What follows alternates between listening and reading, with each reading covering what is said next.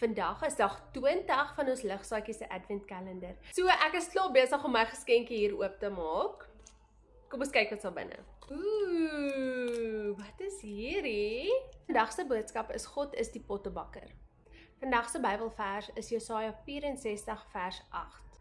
Maar nou Here, U is ons Vader, ons is die klei en U is die pottebakker. En ons almal is die werk van U hand. Dink gou aan 'n pottebakker. As hulle iets maak soos 'n beker of 'n bord of 'n bakkie, hoe mooi moet hy konsentreer om daai ding te maak so uniek. En God het ons almal gemaak so uniek.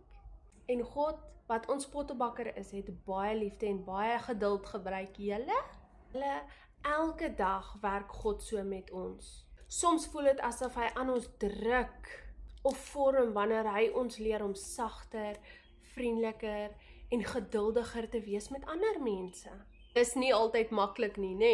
Maar hy weet presies wat hy besig is om te doen met ons. Julle sien maatjies, hy het klaar 'n groot plan met jou lewe en met myne. Maatjies, vat vandag jou klei en maak enigiets wat jy wil. En dan dink jy aan hoe God ons ook gevorm het, want hy is ons pottebakker. So maatjie, baie dankie dat julle vandag na vandag se lesie geluister het. Julle moet 'n wonderlike dag verder hê, hoor. Bye!